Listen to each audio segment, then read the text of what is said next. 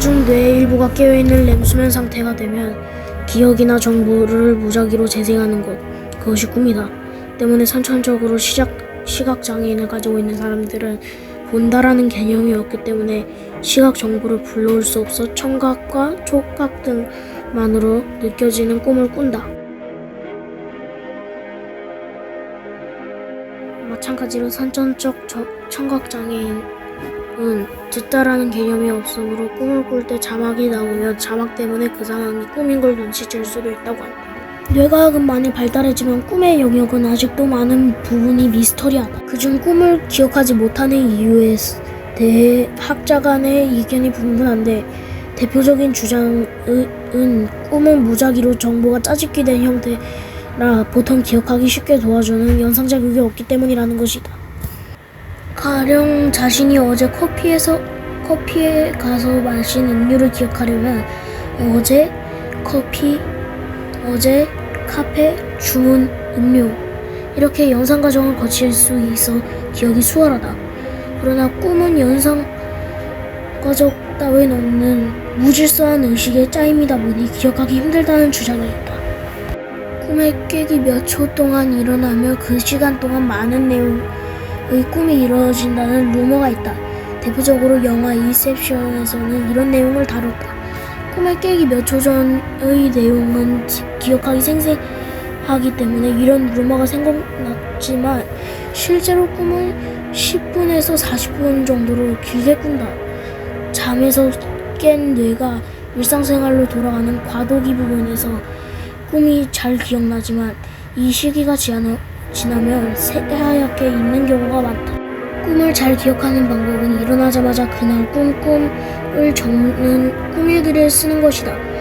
이를 통해 꿈의 기억을 훈련시키며 자신이 자주 꾸는 꿈의 유형을 파악할 수 있고 꿈을 생생하게 생각하게 되며 자각할 수 있게 된다. 자각몽을 꾸고 싶다면 꿈일기를 통해 기억 훈련을 하는 것도 좋은 방법이다. 꿔본 사람들은 알겠지만 자각몽은 무척 신나는 경험이다. 자각하는 순간에 의식이 또렷해지고 자신이 원하는 모든 걸 할 수 있다. 그러나 모두가 자각몽을 즐길 수 있는 것은 아니다. 자신이 꿈속에 있다는 사실을 정확히 눈치챘어도 흥분감에 꿈에서 저절로 깨버릴 수도 있고 꿈속을 제대로 컨트롤하지 못할 수도 있다. 이 경우에는 마음대로 컨트롤이 되지 않는 두려움에 악몽을 겪게 되는데 무의식이 그것을 더 구체적이고 혐오스럽게 변화시켜버려서 상상할 수 있는 가장 끔찍한 악몽을 만들어낼 수도 있다. 대부분의 표류뿐만이 아니라 일부 조류와 파충류도 꿈을 꾼다. 한 연구 논문에서는 개는 주인에 관련된 꿈을 꾸며 고양이는 사냥과 관련된 꿈을 꾼다고 추측했다. 그러나 이들이 말하지 않는 이상 꿈을 꾸는 건지 아닌지 인간이 정확하게 알 방법은 없다. 그저 일부분의 동물에게도 렘수면이 관찰되기 때문에 높은 가능성으로 믿고 있는 것이다. 그렇다면 말을 하는 동물들은 꿈에 대해서도 말할 수 있지 않을까? 실제로 수화가 가능한 고릴라 코코와 마이클은 연구자에게 자신이 꾼 꿈에 대해 전하곤 했다. 코코는 주로 환상적인 장소, 사건에 대해 꿈꿨다 했으며 마이클은 밀렵자들에 의해 가족을 잃고 생고된 고릴라인데 그 기억이 트라우마로 남았는지 당시 상황을 악몽으로 자주 꿨다고 한다. 때때로 일어나면 나쁜 사람들이 고릴라를 죽인다 라는 수화를 하는 식으로 말이다. 수면을 렘과 NREM 상태가 번갈아가며 근육이 마비됐다 풀렸다가를 반복하는데 문제는 렘 상태에서 일어나게 되면 근육이 마비되어 몸을 움직일 수 없다는 것이다.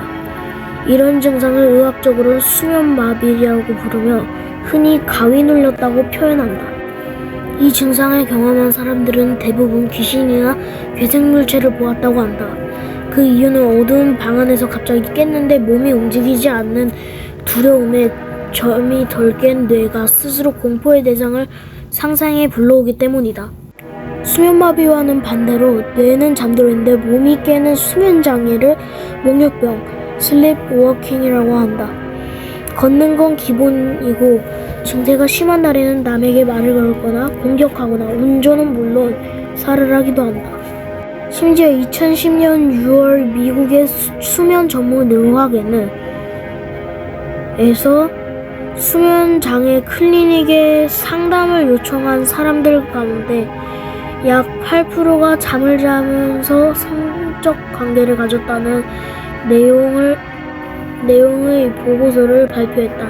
심각한 몽유병을 앓고 있으면 이런 일이 벌어질 수도 있다는 것이다.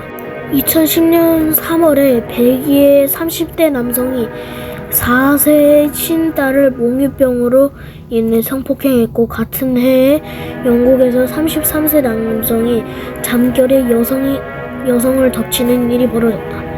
법원은 이 두 남자의 의식적으로 이루어진 범죄 행위가 아닌 질병 때문에 벌어진 사고라는 것을 인정하며 무죄를 선고했다.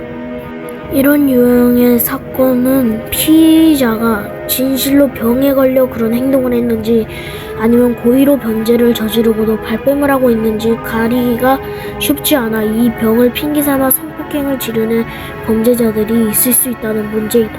아직 꿈은커녕 잠을 왜 자는지조차도 아직 정확하게 밝혀지지 않았다. 거의 모든 생물은 무방비한 상태로 잠을 잔다.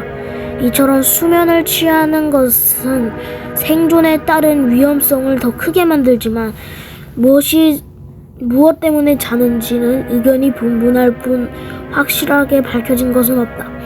잠을 자는 이유는 대표적으로 두 가지의 추측이 있다. 첫 번째는 자는 동안 쌓여있던 정보를 재정리하는 과정이라는 뇌의 신경 휴식설이며, 두 번째는 육체의 복구에 관련된 호르몬이 깨어있는 동안은 운동 능력을 떨어뜨리지만 자는 동안만 이 호르몬이 분비되어 기상 후 활동을 돕는다는 호르몬 주기설이다. 꿈을 꾸는 이유에 대한 이론 중에는 꿈이 가상의 상황을 만들어 위험한 상황에서 살아남을 수 있도록 시뮬레이션하는 역할을 한다는 것도 있지만 정확한 건 아무도 모른다. 2006년 1월 뉴욕의 한 정신과 의사는 환자들과 상담하던 도중 과학적으로 설명할 수 없는 미스터리한 현상을 발견했다. 그 환자들은 서로 안면이 전혀 없었는데 매일 밤 꿈에 나타난다는 한 남성의 몽타주가 모두 같은 얼굴이었다는 것이다. 이에 의사는 사조사에 나섰으며 전 세계적으로 총 2,000명의 사람들이 꿈속에서 이 남자를 본 적 있다고 답했다. 이 남자를 사람들은 디스맨이라고 불렀다. 얼마 안가 디스맨의 정체를 찾기 위한 사이트가 개설되고 여러 나라의 언어로 번역된 포스터도 배포되었으면서 전 세계적으로 디스맨의 정체에 대한 궁금증이 증폭되었다. 인터넷상에는 사람들의 무의식이 만들어낸 가공의 인물이다. 초능력으로 사람들의 꿈 속을 옮겨다니는 초능력자이다. 세계인의 정신을 조절하기 위해 만들어진 가공의 인물이다 등 여러가지 추측이 제기되었다.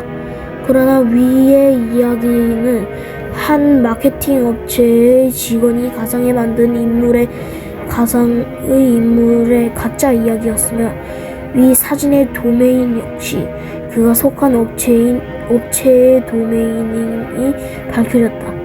전 세계적인 도시괴담을 만들어 마케팅을 한 셈이다.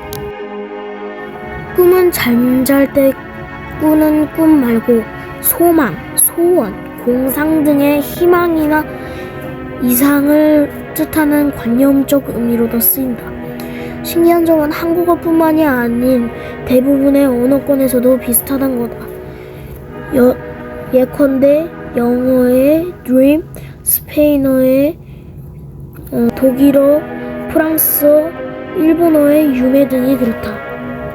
왜 그런지는 확실히 모르마 개인적인 내피셜로는 아무래도 잠잘 때 꾸는 꿈은 현실에서 바라보는 이상을 투영하기 때문에 다른 언어권에서도 이렇게 쓰이지 않았나 싶다.